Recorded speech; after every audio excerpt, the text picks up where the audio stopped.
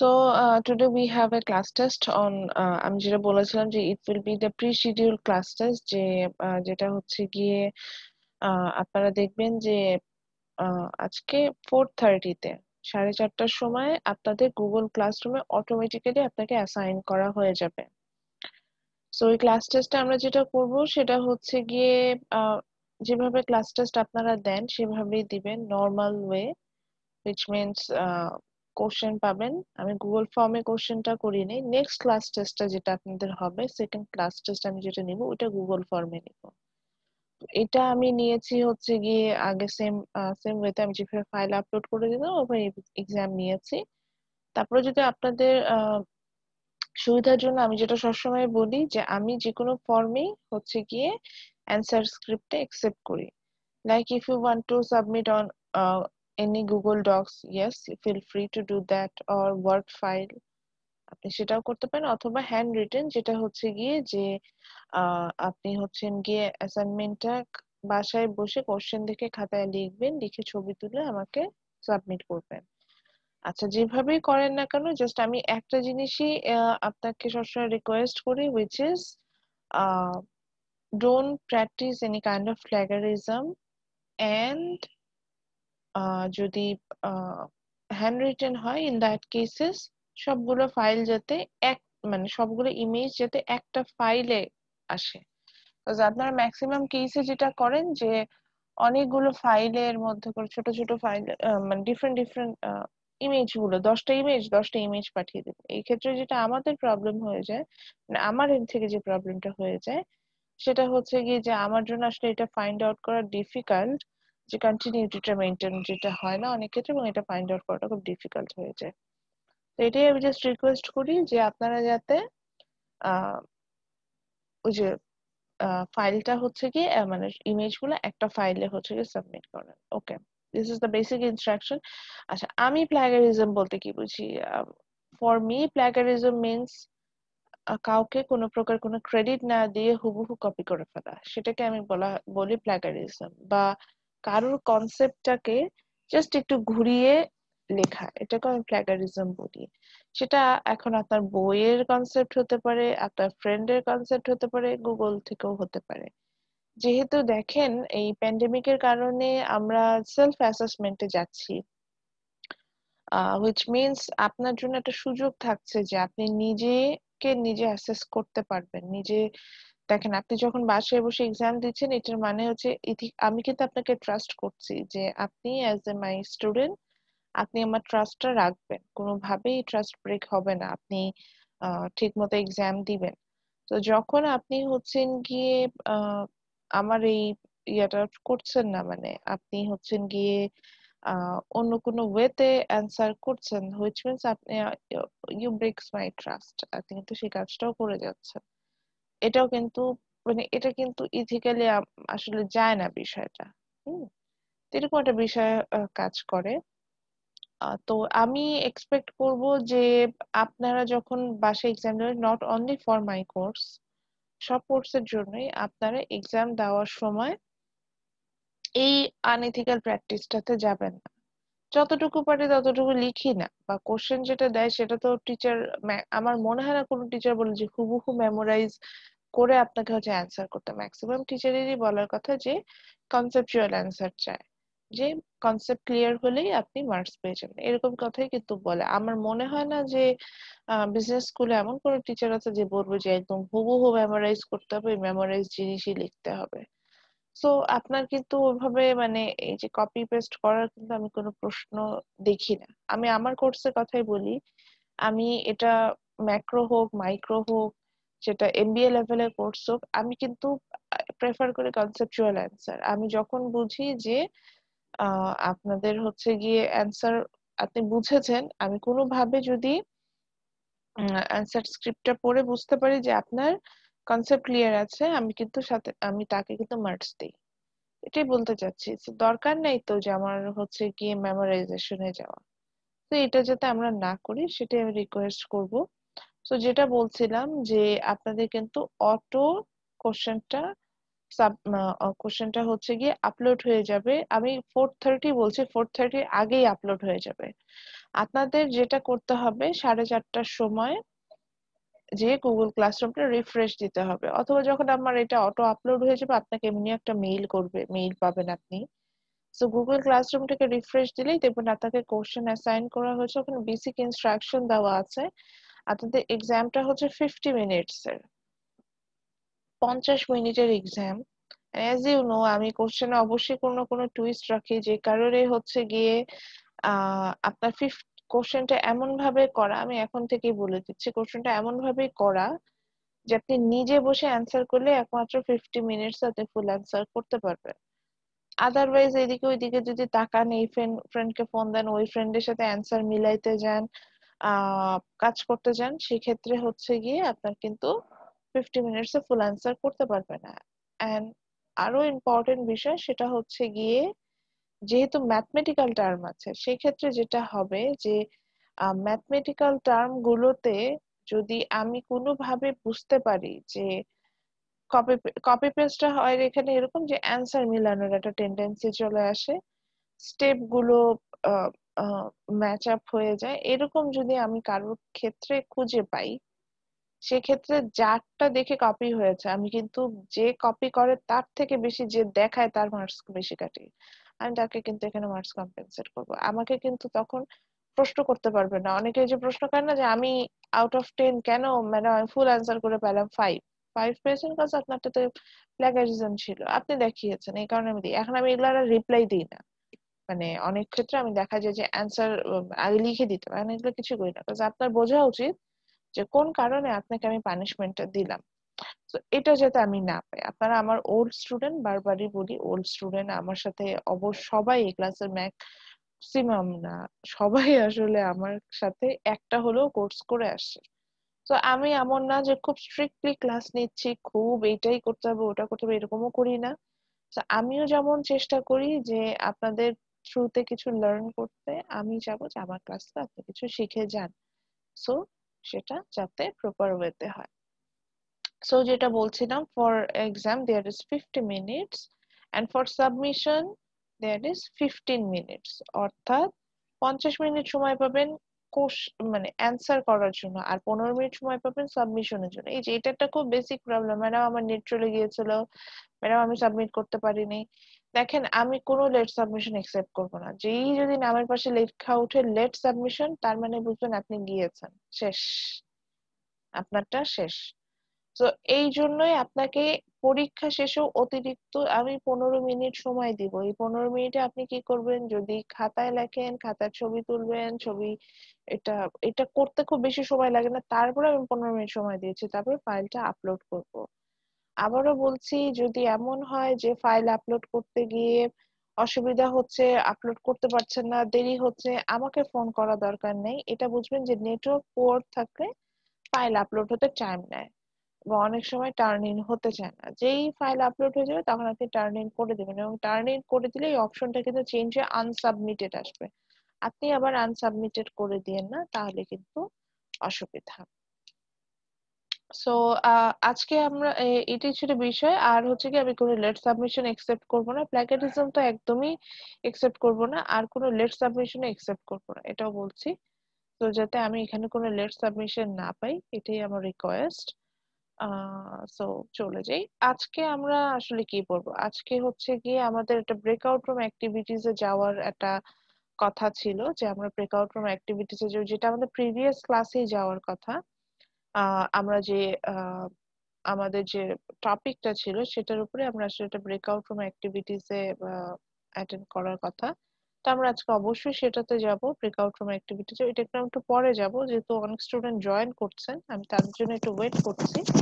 আমি হয়তো 10-15 মিনিট পরে ব্রেকআউট রুম অ্যাক্টিভিটিস এ যাব। আমরা জানি যে আমাদের কিছু হ্যাসেল কমানোর জন্য আমরা ক্লাসে কিছু অ্যাক্টিভিটিস করব, যেটা থেকে আপনারা আপনাদের গ্রুপ অ্যাসাইনমেন্ট বা গ্রুপ অ্যাক্টিভিটিস এর উপরে যে মার্কস আছে সেটা পাবেন। সো ওইটার জন্য আমরা ব্রেকআউট রুম অ্যাক্টিভিটিস এ যাব। ব্রেকআউট রুমে আমরা হাইয়েস্ট আপনাদের আগের ক্লাসে যে এটা তাহলে প্র্যাকটিসও হয়ে যাবে আজকের এক্সামের জন্য।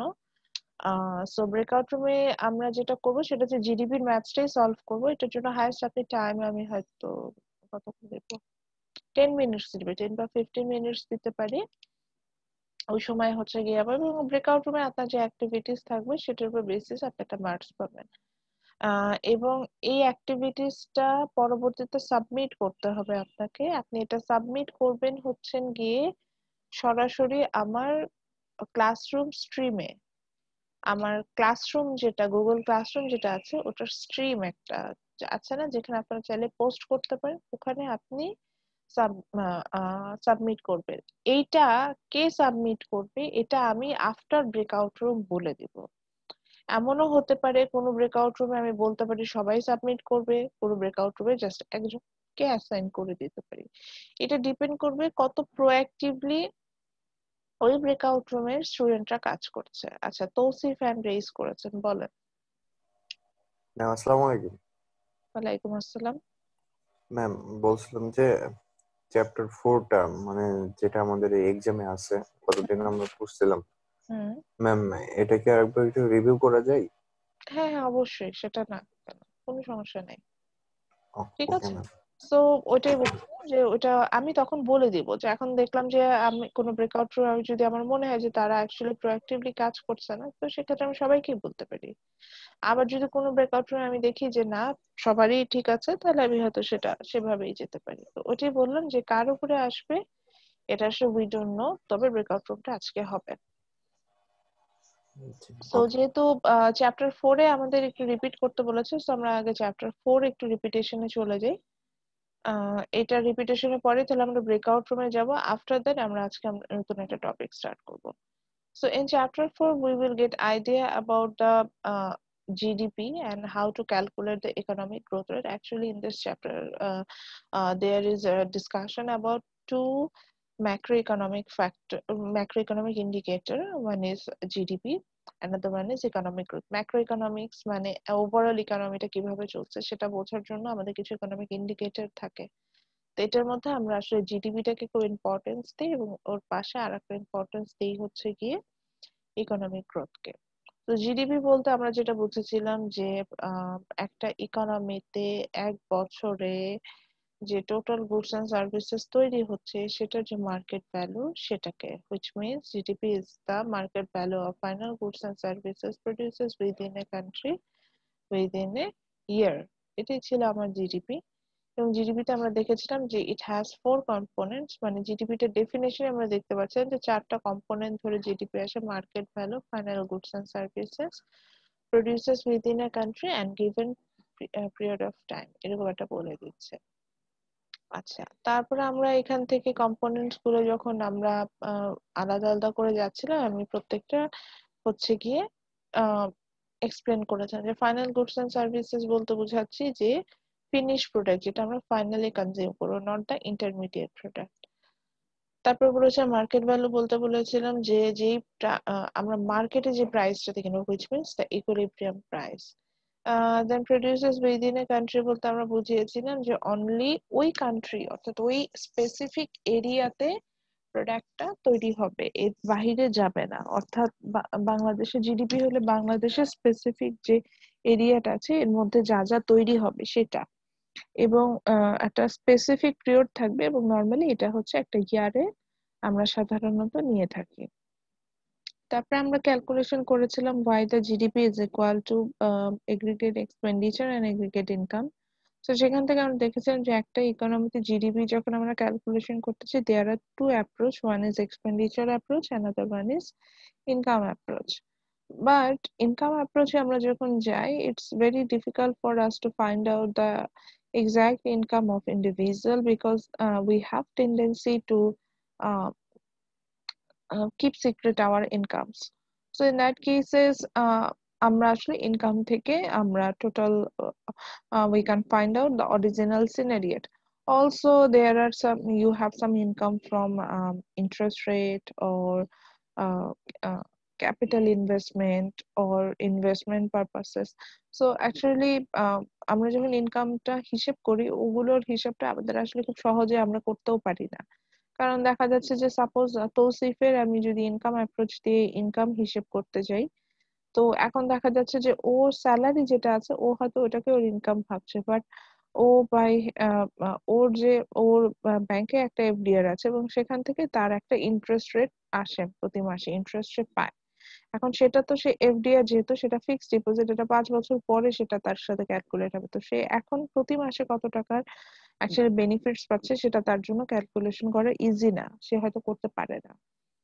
এই কারণে দেখা যায় কি যে ইনকাম অ্যাপ্রোচ থেকে আমরা যখন ক্যালকুলেশনে যাই এটা একটু টাফ হয়ে যাবে যেটা ফাইন্ড আউট করা।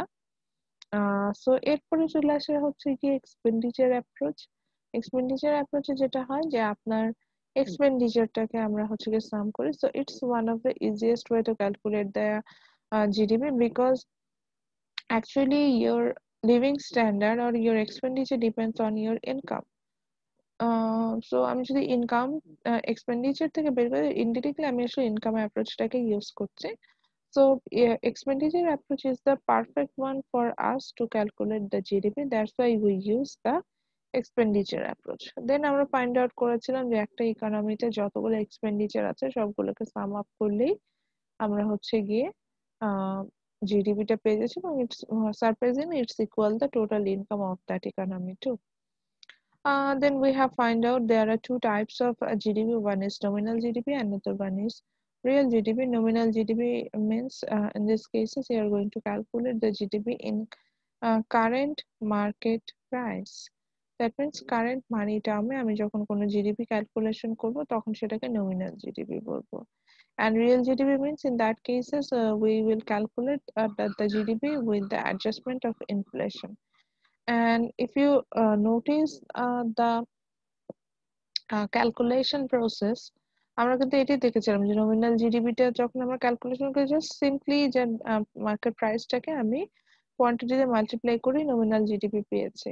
বাট রিয়েল জিডিপি যখন ক্যালকুলেশন করেছে সেখানে কিন্তু আমরা একটা ইয়ারের প্রাইস রেটটাকে কনস্ট্যান্ট ধরে নিয়েছি, দেন ওখানে মাল্টিপ্লিকেশনে গিয়েছি, দেন সেভাবে কিন্তু ক্যালকুলেশন অর্থাৎ জিডিপি অ্যাডজাস্টমেন্টের বিষয়টা কিন্তু আমার এখানে এসেছে। ওকে, নেক্সট আমরা গিয়েছিলাম হচ্ছে the calculation process. So here আমরা যেটা দেখেছিলাম যে নমিনাল জিডিপি ক্যালকুলেশনটা খুবই ইজি। দ্যাট মিনস আমরা জাস্ট প্রাইসটাকে কোয়ান্টিটি দিয়ে মাল্টিপ্লাই করে দিলে নমিনাল জিডিপি পাই এবং দেন সবগুলো প্রোডাক্টকে অ্যাডজাস্ট করে নিতে হবে, সবগুলো প্রোডাক্টের প্রাইস এবং কোয়ান্টিটিকে মাল্টিপ্লাই করতে হবে এবং দেন তাতে প্রাইস রেটটাকে অ্যাডজাস্ট করতে হবে, সেভাবে পাবো।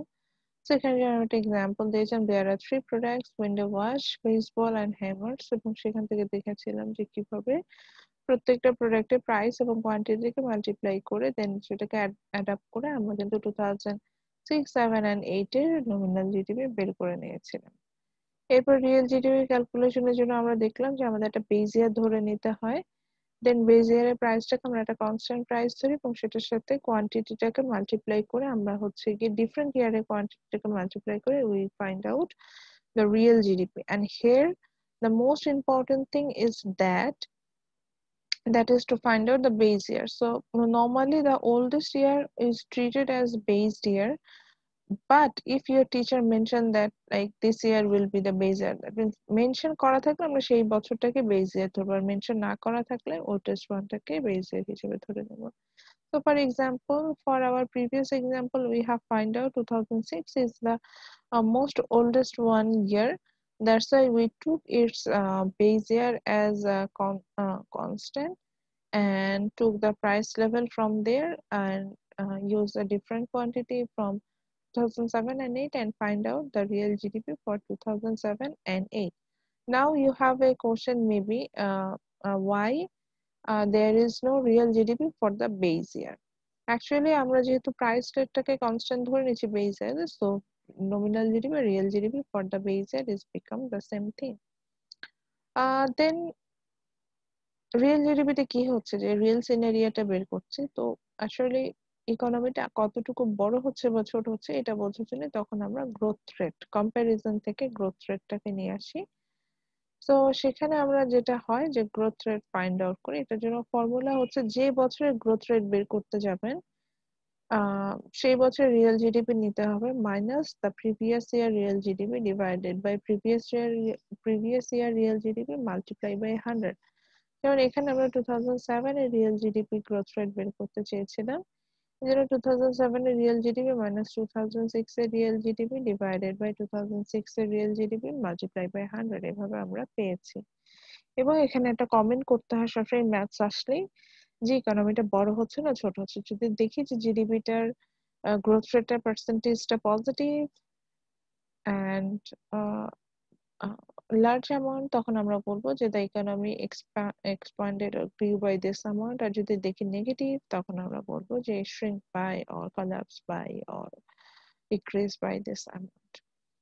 So then the last term was GDP deflated। GDP deflated মানে হচ্ছে this is the ratio of nominal GDP and real GDP। So প্রত্যেকটা বছরের nominal GDP এবং real GDP এর ভ্যালুটার রেশিও ফাইন্ড আউট করলেই আপনি কিন্তু এটা পেয়ে যাবেন। সো এইটাই ছিল হচ্ছে কি আমাদের চ্যাপ্টার 4 এর এলিমেন্টস। এছাড়াও আজকে আমাদের ক্লাস টেস্টে কিন্তু চ্যাপ্টার 1 এবং চ্যাপ্টার 3 ও আছে। চ্যাপ্টার 3 তে আমরা ডিমান্ড এন্ড সাপ্লাই থেকে স্টাডি করেছিলাম, আর চ্যাপ্টার 1 ছিল হচ্ছে the basic understanding about the macro economics. আমি মেহেদিকে হ্যান্ড রেজ করতে দেখেছি। গ্যাস মেহেদি বলেন। ম্যাম, যখন আমরা পড়ছিলাম যে নমিনাল জিডিপি আর রিয়েল জিডিপি, আমার আর কি মনে হলো ম্যাম যে নমিনাল জিডিপিটা আমাদের মাথা পিছু আয় যেটা আমরা বের করি সেটা নমিনাল ভ্যালু দেয় আমাদের, যে আমাদের মাথা পিছু আয় এতটুকু, যেমন 10 টাকা বা 12 টাকা। কিন্তু ম্যাম রিয়েল জিডিপিটা কি ম্যাম শুধু আমাদের আগের জিডিপির সাথে এখনকার জিডিপিটা কম্পেয়ার করার জন্য করা হয়, যে আমার আগের জিডিপি আর এখনকার জিডিপির রিয়েল সিনারিওটা যে এইটা আগে ছিল এবং এইটা এখন আছে, তার মানে এর চেয়ে বেড়েছে বা কমেছে, এমন কিছু ম্যাম? বিষয়টা অনেকটা হচ্ছে গিয়ে যে নর্মালি আমি একটা ইকোনমিক্স, এরকম কোনো বিষয় নেই যে মাথা পিছু আয় বের করার জন্য আমি নমিনাল জিডিপিতে যাব, ওরকম কিছু না। মেইনলি আমাদের যেটা হয় যে যখনই একটা কান্ট্রির অরিজিনাল সিনারিওটা বের, এবং নর্মালি আমরা রিয়েল জিডিপিটাতেই যাই, যে আমার আসলে বেসিক আমি কি হচ্ছে সেটা বের করার চেষ্টা করি, তখন আমরা আসলে রিয়েল জিডিপিতে যাচ্ছি। আদারওয়াইজ হচ্ছে গিয়ে আমরা নমিনাল জিডিপিতে যাই না, মানে রিয়েল জিডিপিতে যাই না, তখন আমরা নমিনাল জিডিপিতে যাই। যেমন বাংলাদেশের যদি বেসিসে বলে, বাংলাদেশে যেটা হয় যে বাংলাদেশে সবাই আমরা চাই যে মানুষজন হচ্ছে মানে সবকিছুতে ভালো দেখাইতে চাই। তো যখন এই ভালো দেখানোর একটা টেন্ডেন্সি আমাদের মধ্যে চলে আসে, তখন কিন্তু এই রিয়েল জিডিপিটা আমরা ইউজ করে থাকি, মানে নমিনাল জিডিপিটা আমরা ইউজ করে থাকি। তো আপনি যেটা বলছেন মাথা পিছু হয়, এটার জন্য আমরা আসলে কিন্তু গ্রস ন্যাশনাল ইনকাম GNI যেটাকে বলি সেটা ইউজ করে থাকি মাথা পিছু। সেটা জিডিপির সাথে কোনো রিলেশন নাই সেখানে আসলে। আচ্ছা, সো এখন আমি আসলে ব্রেকআউট রুমটা ক্রিয়েট করব। ব্রেকআউট রুমে যেটা হবে সেটা হচ্ছে গিয়ে যে আমি কয়টা ব্রেকআউট রুম দিচ্ছি, 5টা ব্রেকআউট রুম এখন আপনাদের জন্য ক্রিয়েট করব। আচ্ছা, ব্রেকআউট রুম ক্রিয়েট করার আগে আরেকটু যাই, সেটা হচ্ছে ব্রেকআউট রুমে আপনারা আসলে সলভ করবেন কি সেটা তো দেখার বিষয় আছে। আমি সেটার একটু কষ্ট করে এখন যেটা করেন যে এটা যেহেতু ফাইল শেয়ার আমি করেছি, কিন্তু এটা হবে যেটা সেটা হচ্ছে যে আমি যখন ব্রেকআউট রুমটা ক্রিয়েট করি অটোমেটিক্যালি এই মেইন ফাইলটা ডিলিট হয়ে যায়। ডিলিট তো না, সরি, মানে স্ক্রিন শেয়ারটা স্টপ হয়ে যায়, মানে সবার জন্য তখন স্ক্রিন শেয়ারটা দেখায় না। তো আমি সবাইকে একটু রিকোয়েস্ট করব, বা এই ফাইলটা আপনাদের গুগল ক্লাসরুমে কিন্তু আমি আপলোড করেছি, ওয়ার্ড ফাইলটা, তাই না? জি ম্যাম। এটা কিন্তু আপনাদের গুগল ক্লাসরুমে আমি আপলোড করে রেখেছি, যাতে আপনারা ইজিলি এটা থেকে মানে ক্যালকুলেশন গুলো আমি কিভাবে করেছি এটা বুঝতে পারেন। সো এই ম্যাথসটা হচ্ছে কি আমরা এখন সলভ করব ক্লাসে।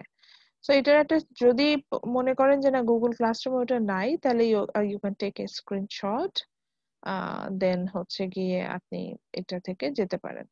আর যদি মনে করেন যে না গুগল ক্লাসরুম থেকেই হবে, তাহলে তো হলোই। আচ্ছা, তো এখন আমরা হচ্ছে কি ব্রেকআউট রুমে চলে যাব, এবং ব্রেকআউট রুমে যেটা হবে সেটা হচ্ছে গিয়ে যে আমি 5টা ব্রেকআউট রুম ক্রিয়েট করেছি। 5টা ব্রেকআউট রুমে কোনোটাতে 3জন কোনোটাতে 2জন এইভাবে আসলে স্টুডেন্ট আছেন। সো সেখানে আসলে এটা নিয়ে খুব বেশি ওয়ারিড হওয়ার কিছু নেই কে কোথায় যাচ্ছেন। যেভাবে অটোমেটিক্যালি ব্রেকআউট রুম ক্রিয়েট হচ্ছে আমি ওইভাবে ব্রেকআউট রুম রাখছি, এবং ব্রেকআউট রুম কতক্ষণ সময় দিব আপনাদের ম্যাথসটা সলভ করতে? 10 মিনিটস?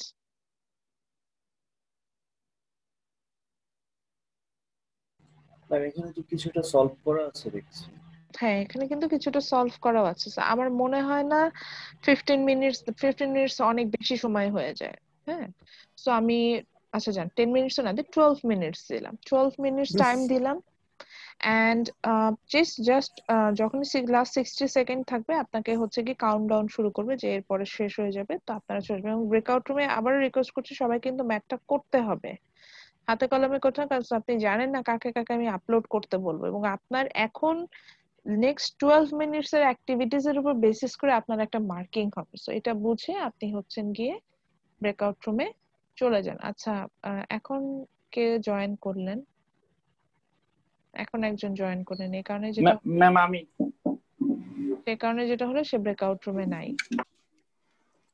এই যে এই ঝামেলাগুলো যে হয় এটার কারণেই হচ্ছে গিয়ে এইটা আবার নতুন করে এখন আমাকে ব্রেকআউট রুম রিক্রিয়েট করতে হবে। আচ্ছা রিয়েল জিডিপি এখানে কি আমরা বেসিয়ার কোনটা বের করব? আবার বলেন স্যার। রিয়েল জিডিপির জন্য বলেছিলেন যে বেসিয়ারটা বলে দিবেন বা এমন কিছু, এখানে কি আমরা 15 ধরেই করব এখানে নাকি আমি 1? বেস ইয়ার বলি নাই। এখন আপনার যদি মনে হয় যে না আপনি 15টাকে বেস ইয়ার ধরে করবেন না, আপনি হচ্ছেন গিয়ে 16টাকে ধরে করবেন, করতে পারেন। কিন্তু আমার যে কনফিউশন ছিল সেটা তো বলেই দিয়েছে যে কোনটা হলে সাধারণত বেস ইয়ার হয়। আমি এখানে মেনশনও করিনি কোনটা বেস ইয়ার, সো এটা ধরে করতে জি হবে। ওল্ডেস্ট ওয়ান, পুরাতন বছরটাকে বেস ইয়ার হবে। আচ্ছা, সো আমি এখন ব্রেকআউট রুম ক্রিয়েট করে দিচ্ছি, সবাই তাহলে ব্রেকআউট রুমে যে জয়েন করেন। এবং তো অপশন তো বলেই দিলাম 12 মিনিটের মধ্যে সলভ করে আসতে হবে। 12 মিনিট না, জান এখন বেশি স্টুডেন্ট হয়ে গেছে তো 15 মিনিটই দিলাম। ওকে, যান এবং ব্রেকআউট রুমে কাজ করেন তাহলে। Best of luck.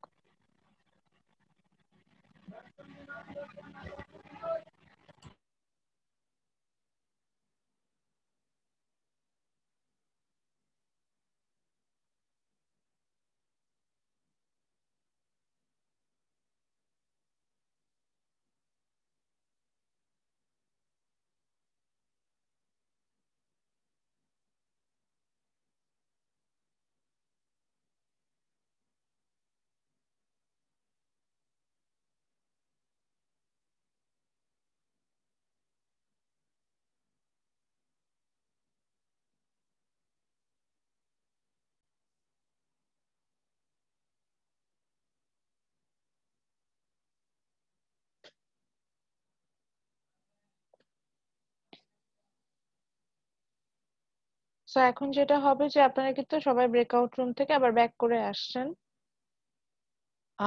So just এখন যেটা করতে হবে, জয়েন মেইন রুম এরকম একটা অপশন আসবে আপনাদের কাছে, ওটা জাস্ট ক্লিক করলে আপনারা আবার মেইন রুমে চলে আসবেন।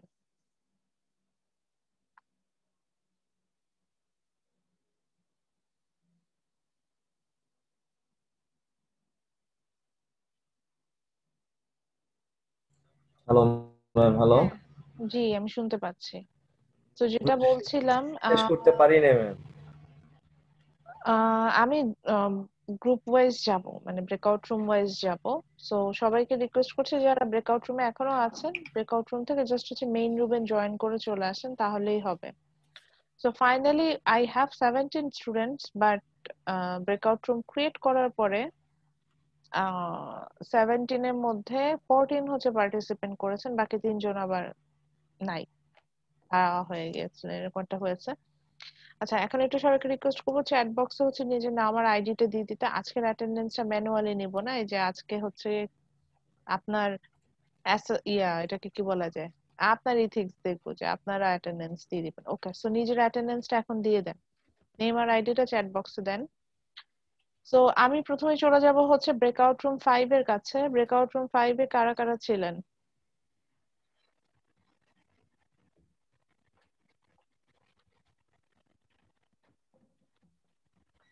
ব্রেকআউট রুম 5 এ কারা কারা ছিলেন?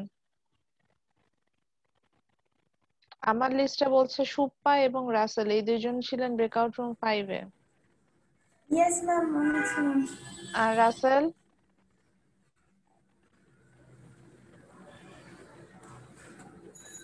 জি ম্যাম। রাসেল, আচ্ছা, so আপনারা কি সলভ করতে পেরেছেন? জি ম্যাম। কতটুকু সলভ করেছেন? পুরোটাই সলভ করেছেন? আর জিডিপি ম্যাম 2016 পর্যন্ত বের করেছে। আর জিডিপি 2016 পর্যন্ত বের করেছেন। আচ্ছা ঠিক আছে। এবার চলে আসে ব্রেকআউট রুম 2। আপনারা কি করেছেন? ম্যাম গ্রোথ রেট 2016 পর্যন্ত বের করেছি। আচ্ছা আর হচ্ছে গিয়ে ব্রেকআউট রুম 3।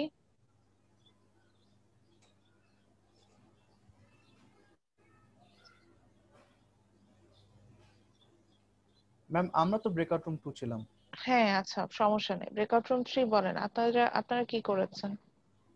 আসবো আমি ব্রেকআউট রুম 2 এর কাছে, তাহলে আবার আসবো।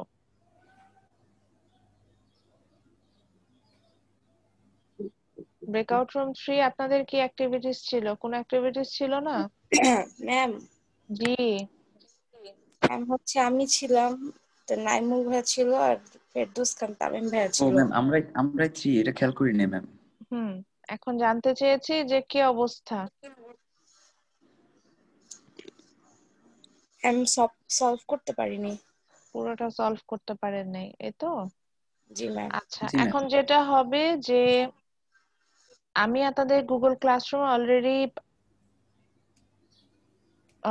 ইয়া দিয়ে দিয়েছি, একটা ফোল্ডার ওপেন করেছি। এটার কোনো ডিউ ডেট দেইনি যেহেতু এটা আপনাদের ইয়ার উপরে। সেটা হচ্ছে আজকে যে জিডিপির উপরে যে ব্রেকআউট রুম অ্যাক্টিভিটিসটা হলো, ঠিক জি আছে, ম্যাম। এই অ্যাক্টিভিটিসটা সবাই হচ্ছে গিয়ে সলভ করবেন, কিন্তু সলভটা করব কার সাথে হেল্প করে? আমার গ্রুপের হেল্পটা নিয়ে আমি এটা সলভ করব, ঠিক আছে? এটার আমি আবারও জি ম্যাম। বলছি, এইটার কোনো ডিউ ডেট দিচ্ছি না আমি। এটার হচ্ছে গিয়ে আমরা এটার নাম দিয়েছি জিডিপি। তো এটা ব্রেকআউট রুম অ্যাক্টিভিটিজ এর আন্ডারে একটা আপনার হচ্ছে গিয়ে অ্যাসাইনমেন্ট আকারে আসবে। তো এই টপিকের আন্ডারে আপনারা যেটা করবেন, এটা অলরেডি অ্যাসাইন করা, আমার মনে হয় আপনাদের অলরেডি মেইল যাওয়ার কথা, কারণ আপনাদের অ্যাক্টিভিটি শেষ হলে এটা অ্যাসাইন হয়ে যাওয়ার কথা। সো আপনাদের কাজ যেটা থাকবে, এটা ডিউ ডেট যেহেতু দেইনি, আজকে ক্লাস টেস্ট শেষ হওয়ার আগ পর্যন্ত সময় পাবেন এটা সাবমিট করার জন্য। এই যে 17 স্টুডেন্ট ছিলেন, যদিও লাস্টে 14 হয়ে গেছেন, বাট এবার এই 17 স্টুডেন্ট আপনারা ইন্ডিভিজুয়ালি সবাই এই ম্যাথসটা সলভ করবেন with help from your breakout room group member. যদি কেউ না হেল্প করে, আমাকে পার্সোনালি যখন ওইটা সাবমিট করবেন ওখানে লিখে পাঠাবেন যে আমি অমুক গ্রুপের এবং আমার গ্রুপমেটরা আমাকে হেল্প করে নাই। কারোর এগেনস্টে যদি এই অ্যাকুইজিশন আসে, তার মানে বুঝতে পারবেন যে সেই ব্রেকআউট রুম শেষ। এবং ব্রেকআউট রুমে যেটা হবে যে সেই ব্রেকআউট রুমে এভারেজ মার্কিং করে, এটা মনে হয় জানেন যে যার সাথে যাচ্ছে। তো সাপোজ নাইমুল হক উনি যে ব্রেকআউট রুমে ছিলেন, ওনার ব্রেকআউট রুমে সাপোজ ধরে নিচ্ছি যে রাসেল ছিল আর আজিজুল হাকিম ছিল। তো নাইমুল যদি 7 পায়, রাসেলও 7 পাবে, আজিজুলও 7 পাবে, এরকম হচ্ছে বিষয়টা। তো আপনি যখন সাবমিট করবেন একটু বলে দিবেন যে which breakout room you belong, এটা একটু বলে দিবেন, দিয়ে হচ্ছে গিয়ে সাবমিট করে ফেলবেন আজকের মতো। এই মানে মেইন কথা, এটা সলভ করবেন, সলভ করে সাবমিট করবেন। আগে যেমন স্ট্রিমে সাবমিট করতে হতো, স্ট্রিমে না করে এখন এই ফোল্ডারটাতে সাবমিট করে রাখবেন, সো দ্যাট এটা একটা ডকুমেন্টেশন থাকবে, দ্যাটস ইট। এবং এটা ডিউ ডেট আমি দেইনি, ডিউ ডেট না দেওয়ার রিজনটাও বলে দেন, যে এটা হচ্ছে গিয়ে আজকে ক্লাস টেস্ট আছে আমাদের 4:30টার সময় শুরু হবে, সেটার আগ পর্যন্ত আপনি সময় পাবেন যে এর মধ্যে সবার সাথে কথা বলে সলভ করে সাবমিট করে ফেলা, ঠিক আছে? আমি কাউকে আর আগে যেমন করতাম যে প্রত্যেকটা ব্রেকআউট রুম থেকে একজনকে অ্যাসাইন করে দিতাম, সে সাবমিট করতো, অনেক সময় সবাইকে অ্যাসাইন করতাম, তো ওইভাবে করলাম না। আপনি আপনার নিজ দায়িত্বেই সাবমিট করবেন নিজেরটা, বাট যেটা হবে যে বলে দিবেন যে আপনি কোন ব্রেকআউট রুম থেকে বিলং করছেন, এবং এটার জন্য আপনার কোনো হেল্প দরকার হলে আপনাকে হেল্প করবে হচ্ছে আপনার ব্রেকআউট রুম গ্রুপমেটরা। এবং না করলে আপনি ডিরেক্টলি নাম ধরে বলতে পারেন যে আমি এই ব্রেকআউট রুমে ছিলাম, আমার আদার্স মেম্বাররা এরা এরা এরা আমাকে কেউ হেল্প করে নাই। ম্যাম বলেন। আই থিঙ্ক আমার প্রবলেম হয়েছিল, আমার মাঝখানে একটা কল এসেছিল, তো আমি জুম থেকে ডিসকানেক্ট হয়ে গেছিলাম। আমি আসলে ম্যাম রিয়েলাইজ করতে পারিনি ডিসকানেক্ট হয়ে গেছি। তো তো ওই আমি যে আপনি যে ব্রেকআউট রুমে ছিলেন, সেই ব্রেকআউট রুমের অ্যাক্টিভিটিস এ জয়েন করবেন, তাদের সাথে কমিউনিকেট করে এভাবে সাবমিট করে দিবেন। এটাই। এবং যারা ভাবছেন যে আমি আমার মতো করে চুপি সারে সাবমিট করে দেবো, কাউকে হেল্প করবো না, তাদের উদ্দেশ্য ওই যে বললাম মার্কিংটা যেহেতু এভারেজ মার্কিং হবে, তো আপনি আপনার মতো চুপি সারে সাবমিট করে দিলে আপনার তো লাভ নেই। আরো যে 3 জন আছে তাদের মার্কস এর উপর আপনার মার্কসটা ডিপেন্ড করছে, তো সবাই মিলে ঝিলে কাজ করতে হবে। হ্যাঁ সাইফ বলেন। ম্যাম সাইফ হ্যান্ড রেজ করেছেন, বলেন। আমি নিব, সবার কোশ্চেন নিব, আচ্ছা বলেন। আচ্ছা ম্যাম, সরি আসলে একটা সিলি কোশ্চেন করবো আমি। না আমার হ্যাঁ। হচ্ছে ব্রেকআউট রুম নাম্বার ছিল 2, বাট আপন বলতেছে না ওর না না, ব্রেকআউট আপনারটা নাম্বার 4, আপনি breakout room sorry 4 sorry ma'am, so sorry. ছিলেন। আমি আসলে ভুলে ম্যাম গিয়েছিলাম আমারটা ম্যাম কত এখন। ভুলে গেছে ম্যাম। রাসেল ব্রেকআউট রুম 5 এ ছিলেন। Okay ma'am. হ্যাঁ ম্যাম মোহাইমেন বলেন। ম্যাম আমারটা কত ছিল? এত তো ডিটেল মনে নেই আপনার ব্রেকআউট নাম হচ্ছে। 1 আমাদেরটা 1 ছিল। আচ্ছা ম্যাম, আরেকটা কথা ম্যাম, আপলোড করব ম্যাম, এটা ম্যাম ওইভাবে হাতে লিখে ক্যাম স্ক্যানার দিয়ে ওইভাবে দিলেই তো হবে আপনার নাকি? ইচ্ছা, এটা তো আসলে যে কোনো ওয়ার্ড ফাইলেও করা যায়, তাই না? ওয়ার্ড ফাইলে বসে বসে করাটা আরো বেশি ইজি, সেভাবেও করতে পারেন চাইলে। আমার একটু প্রবলেম আছে ম্যাম পিসিতে, এটা আপনার ইচ্ছা। আমি কখনো কিন্তু বলি না যে ফাইল এই ফর্মেই দিতে হবে, এটা কিন্তু আপনাদের সবসময় আমি এই ইয়াটা দেই। আচ্ছা, তো আজকে আমরা চলে যাব। ম্যাম আমি এখন একটু পড়াই, কারণ আমি হচ্ছে আর মাত্র 15 মিনিটস টাইম আছে আমাদের ম্যাম ক্লাস একটা শেষ কোশ্চেন ম্যাম, করার। এটা কি ম্যাম গ্রুপ থেকে একজন আপলোড করবে না সবাই? সবাই জি ম্যাম। সবাইকে আপলোড করতে হবে, কিন্তু হেল্প নেবেন গ্রুপমেটদের কাছ থেকে, এবং মার্কসটা হবে জি ম্যাম। হচ্ছে এভারেজ মার্কিং। গ্রুপে সবাই যা মার্কস পাবে আপনি তা মার্কস পাবেন। সো গ্রুপের মেম্বাররা যদি হেল্প না করে, আপনি যেমন ক্লেম করতে পারবেন, তেমনি যদি আপনি চুপি সারে সাবমিট করে দেন তাতেও সমস্যা আছে, কারণ গ্রুপের কেউ ভুল করলো, করার কারণে তার মার্কস কমে গেল, তখন আপনার মার্কসও কমে আসবে। তো সবাই মিলে ঝিলে কাজ করবেন, করে সাবমিট করে দেবেন, এই হচ্ছে কথা। এবার চলে যাই হচ্ছে গিয়ে আমাদের আজকের চ্যাপ্টারে। আমরা আজকে স্টার্ট করবো হচ্ছে chapter 5, which is about the monitoring jobs and inflation. So basically in this chapter we will focus on 2 topics. One is unemployment and another one is inflation. তো আমরা আজকের ক্লাসে শুরু করব হচ্ছে কি আনএমপ্লয়মেন্ট, এমপ্লয়মেন্ট এই বিষয়গুলো কি, আনএমপ্লয়মেন্ট রেট কিভাবে ক্যালকুলেশন করে এই বিষয়গুলোতে যাব, টাইপস অফ আনএমপ্লয়মেন্ট গুলো পড়বো, এগুলো সম্পর্কে জানবো। এবং নেক্সট ক্লাসে আসলে আমরা ইনফ্লেশন নিয়ে স্টাডি করব, এবং ইনফ্লেশন ডিফ্লেশন, ইনফ্লেশন কেন প্রবলেম অ্যারাইজ করে, এই বিষয়গুলোতে আমি চলে যাব।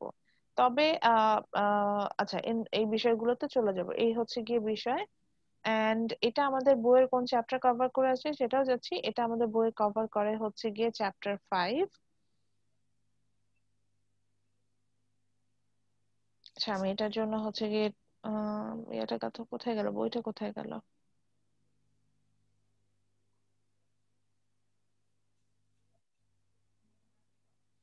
আমি তো এখানে চলে আসছি, এটা না।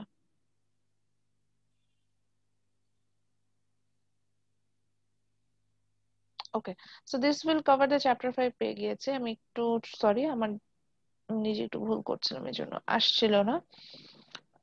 সো চ্যাপ্টার 5 কভার করে আমি চ্যাপ্টার 3 তে ছিলাম এখানে। সো আমরা চলে যাব হচ্ছে গিয়ে চ্যাপ্টার 5 এ।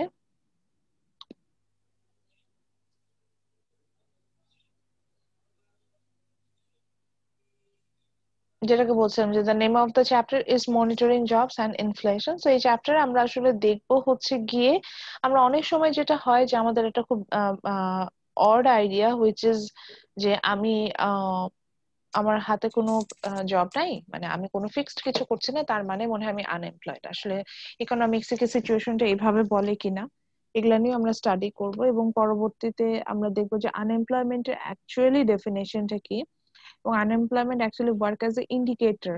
এই যে একই কথা বলছিলাম যে 3টে ইন্ডিকেটর আছে একটা ইকোনমিতে, so unemployment rate one of the indicator. So এই ইন্ডিকেটরটা নিয়েও আমরা আলোচনা করব যে কিভাবে why the unemployment is a problem and how it work as a macroeconomic indicator, এটা সম্পর্কে আমরা জানবো।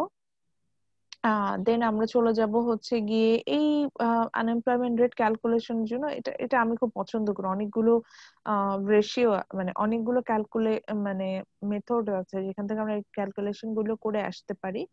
তো সেটার জন্যই ওই ইন্ডিকেটর গুলো করে ধরে করব যে তার মধ্যে আনএমপ্লয়মেন্ট রেট ক্যালকুলেশন আছে, এমপ্লয়মেন্ট টু পপুলেশন রেশিও আছে, লেবার ফোর্স পার্টিসিপেশন রেট আছে, এটা।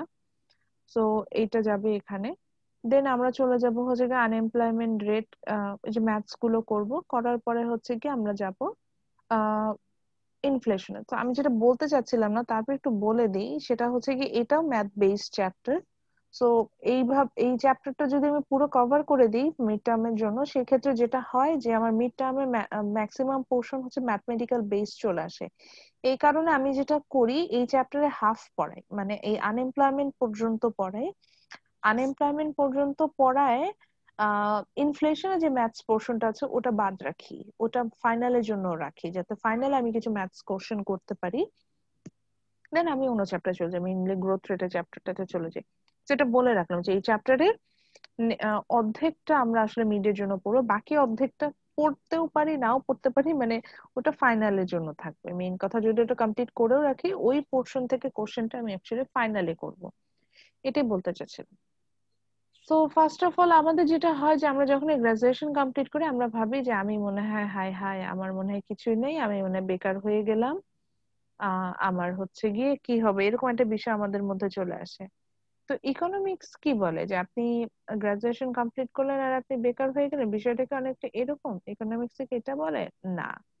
ইকোনমিক্সে যেটা বলে যে আপনাকে আমি তখনই আনএমপ্লয়েড বলবো যখন হচ্ছে গিয়ে আপনি স্কিলড, হুইচ মিনস আপনাকে এজ এ এমপ্লয়ার আমি যে কোয়ালিটি আপনার মধ্যে চাচ্ছি সেই কোয়ালিটি গুলো আপনার মধ্যে আছে, এন্ড আপনি হচ্ছেন গিয়ে খুব সিরিয়াসলি লাস্ট 2 মান্থ ধরে জব সার্চ করছেন, মানে আপনার স্কিল ওয়াইজ কাজ সার্চ করছেন, but you didn't find out any suitable job for you. In that situation is called unemployment, and in that cases you are an unemployed person. So again I mention unemployment in economics. Unemployment means you are looking for job, yes obviously, but in that cases আপনার যেটা হচ্ছে যে আপনি obviously এটা এখানে একটা working এই মানে ভুল বলছি, মানে এখানে একটা ওয়ার্কিং এইজ থাকে, মানে আমরা একটা এইজ গ্রুপ বলি, আপনি এইজ গ্রুপের মধ্যে না পড়লেও কিন্তু আপনাকে আসলে আমি মানে আপনাকে আমি বলতে পারবো না যে আপনি লেবার ফোর্সের মধ্যে চলে আসেন। ওই এইজ গ্রুপটা হচ্ছে গিয়ে 16 to 65, অর্থাৎ 16 থেকে 65 বছরের মধ্যে আপনার বয়স আছে, you are skilled, you are looking for job, and you are seriously looking for job for last 2 months, but you don't find any suitable job for you. In that cases, that situation is called unemployment. ঠিক আছে? So ওই সময় আমি কিন্তু এই সিচুয়েশনটাকে unemployment বলবো, এর আগে আমি এটাকে আনএমপ্লয়মেন্ট বলতে পারবো না। সো সেটাই যদি হয় তাহলে আপনি বলতে পারেন যে ম্যাডাম তাহলে আমি যদি গ্রাজুয়েট হয়ে যাই সাথে সাথে তো আমি জব সার্চ করছি না, আমি জব সার্চও করছি না, এবং হচ্ছে গিয়ে আমার আমি যেটা হলো যে আমি 2 মাস সময় নিলাম, তাহলে এই 2 মান্থের আগে কি আমাকে কেউ আনএমপ্লয়েড বলতে পারবে না? অবভিয়াসলি না, আপনাকে তখন আনএমপ্লয়েড বলা যাবে না, বিকজ আপনি এখন সেই 2 মান্থের ব্যারিয়ার কমপ্লিট করেন নাই। এবং আরো একটা বিষয় আছে, এখন আপনার জব করার উইলিংনেস নাই, যে আপনি মনে করলেন যে আমি হচ্ছে গিয়ে আমার বাবার অনেক অ্যাসেট আছে, আমি কোনো জব করব না, আমি আমার মতো করে বাসায় বসে থাকবো, আপনার এই ধরনের টেন্ডেন্সি আছে আপনার মতো, সেক্ষেত্রে আমি আসলে আপনাকে আনএমপ্লয়েড বলতে পারবো না। কারণ হচ্ছে গিয়ে যে আপনার এখানে ইচ্ছা নেই, যে আমি উইলিংনেস এর কথাটাও কিন্তু বারবার মেনশন করছেন, যে উইলিংনেসটাও থাকতে হবে, তো আপনাকে কিন্তু এখানেও আমি আনএমপ্লয়েড বলতে পারবো না। দেন হচ্ছে গিয়ে আরেকটা বিষয় আসে, সেটা হচ্ছে যে আহ আরেকটা বিষয় আসে সেটা হচ্ছে কি যে এইজ গ্রুপের মধ্যে থাকতে হবে, আপনি কি কিন্তু জব করার জন্য এইজ, এখন আপনি বিলো 16 অর অ্যাবভ 65, সেক্ষেত্রেও কিন্তু আমি আপনাকে আনএমপ্লয়েড বলতে পারবো না, কারণ আপনি কিন্তু এইজ গ্রুপটার মধ্যে পড়ছেন না। তো এই যে এতগুলো কন্ডিশন যখন ফুলফিল করে আসবেন এবং যখন ওই সিচুয়েশন অ্যারাইজ হবে, তখনই আপনাকে আমি আনএমপ্লয়েড বলতে পারবো। এখন আমরা অনেক ক্ষেত্রেই উইলিংলি অনেকে জব করি না, তাহলে আপনি বললেন তারা কিসের মধ্যে, তারা লেবার ফোর্সের ভিতরে থাকবে, অর্থাৎ সে লেবার মানে ওয়ার্কিং এইজ পপুলেশনের মধ্যে পড়ছে কিন্তু সে কাজ করতে চাচ্ছে না, এরকম এরকম হচ্ছে বিষয়। যে আপনি যে ওয়ার্কিং এজ পপুলেশনের মধ্যে পড়া মানে যে আপনি কাজ করবেন এমন কিন্তু কোনো কথা নেই, এটাই বলতে চাচ্ছিলাম। সো এগুলো মাথায় রেখে হচ্ছে গিয়ে আমাদের কাজ করতে হবে।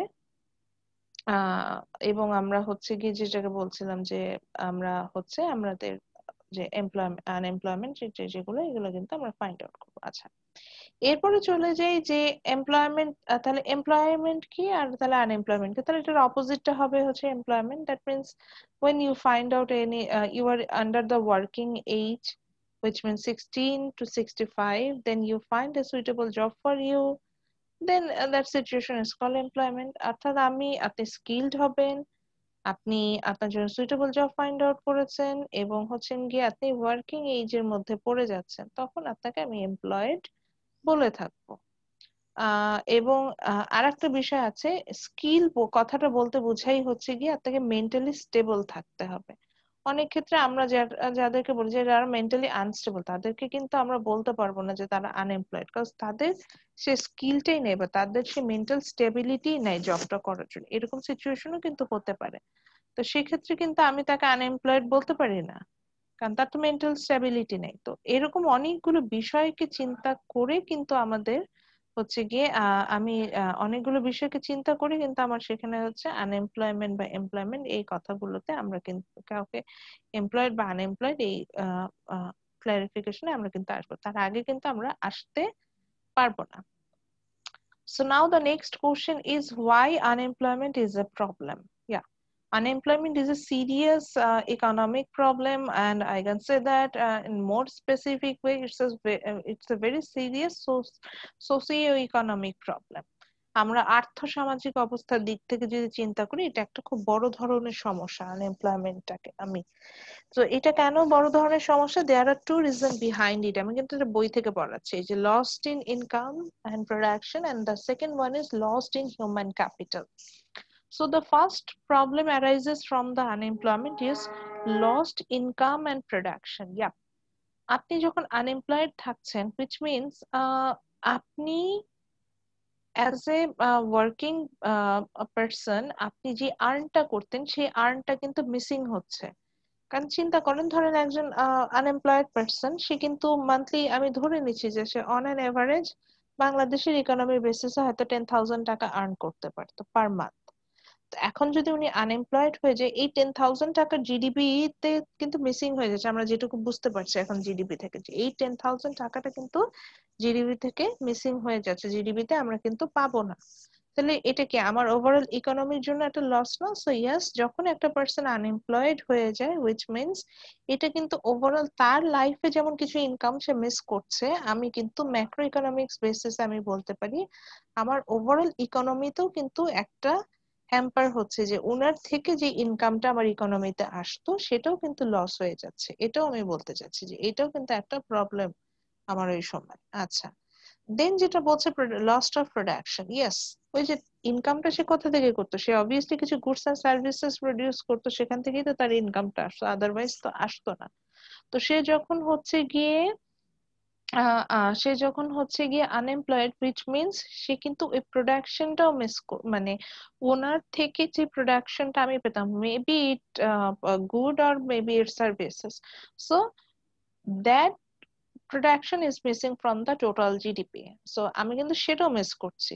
ওই যে বললাম যে 10,000 টাকা আর্ন করতো, 10,000 টাকা আর্ন করার জন্য সে ধরেন কিছু সার্ভিস প্রোভাইডার ছিল, সে কিছু ধরেন একটা হসপিটালে জব করতো। তো এখন যখন সে আনএমপ্লয়েড, সে যেমন এই স্যালারিটা পাচ্ছে না, ওইটাও যেমন আমার জিডিপি তে অ্যাড হচ্ছে না, তেমনি তার থেকে যে সার্ভিস প্রোডাকশন হতো, যে সার্ভিসটা আমি কেউ না কেউ সেখান থেকে বেনিফিটেড হতো, সেটাও কিন্তু লস করছে, সেটাও কিন্তু আমি পাচ্ছি না, এরকম একটা সিচুয়েশন হচ্ছে। Okay, then the second point is lost of human capital.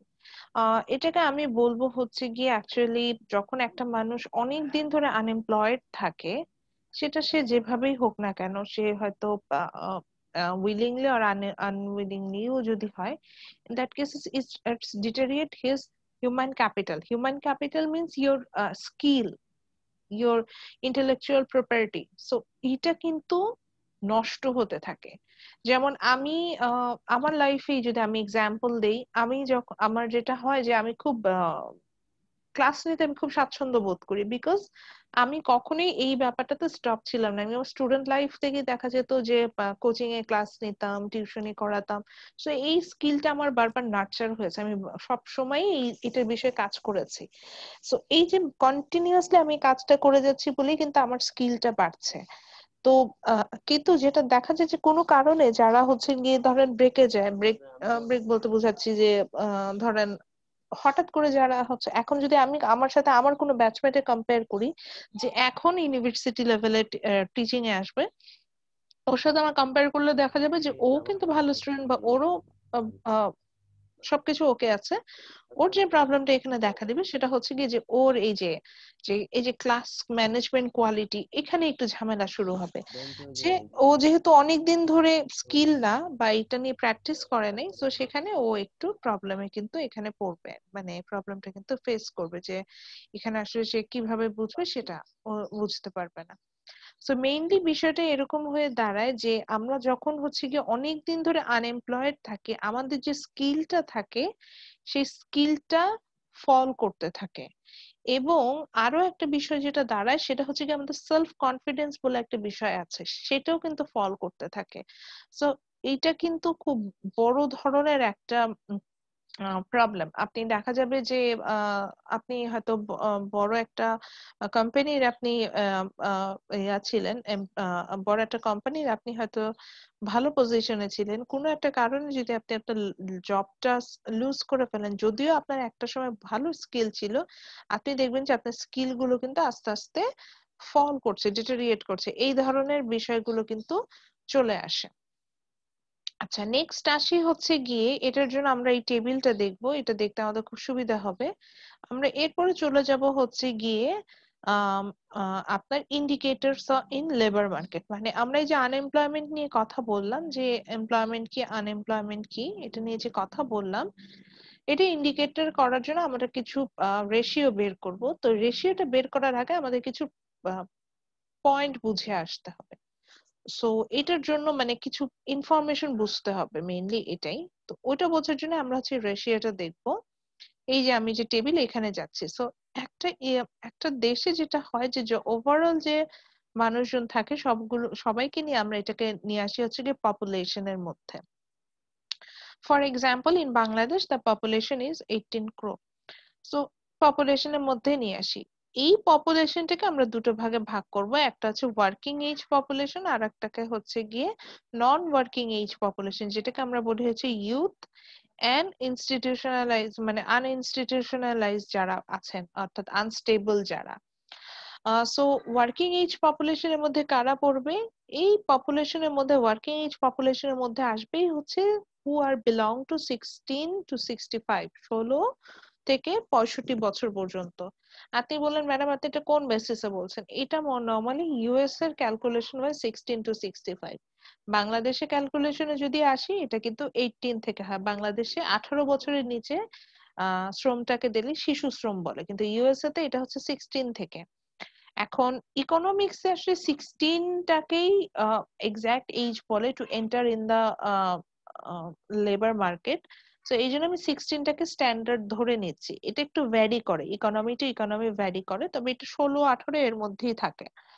So যখনই আপনি 16 থেকে 65 বছরের মধ্যে থাকবেন and you are mentally stable, then you will be under the working age population. And if you are below 16 and above 65, or you are not mentally stable, then you will be under the non-working age population, which is showed by the red area. Now this working age population will be divided in two terms. One is labor force, another one is non-labor force. এটাই মজার বিষয়। Labour force কি? যাদের willingness আছে কাজ করার, ওই যে আপনি কাজ করতে চাচ্ছেন, লেবার মার্কেটে আসতে চাচ্ছেন, জব করছেন, জব সার্চ করছেন, তখন আপনি লেবার ফোর্সের মধ্যে পড়বেন। আপনি কিন্তু ওয়ার্কিং এজের মধ্যে থেকেও জব না করার ইচ্ছা থাকতেই পারে।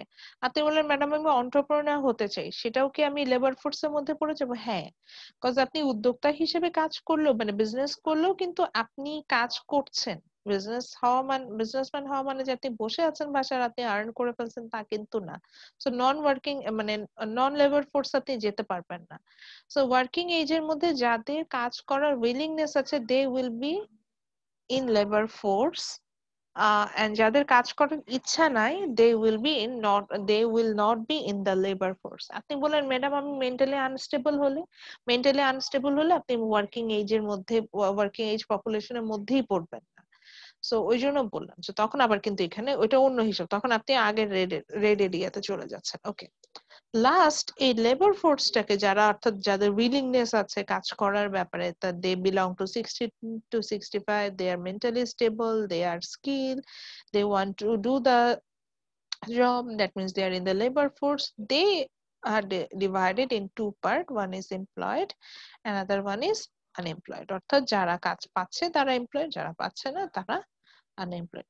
সো এই টেবিলটা ধরে যদি আমরা দেখি তাহলে আমাদের কাছে কিন্তু ক্লারিফিকেশনটা আরো ভালোভাবে আসবে। আমরা কি বুঝতে পারছি?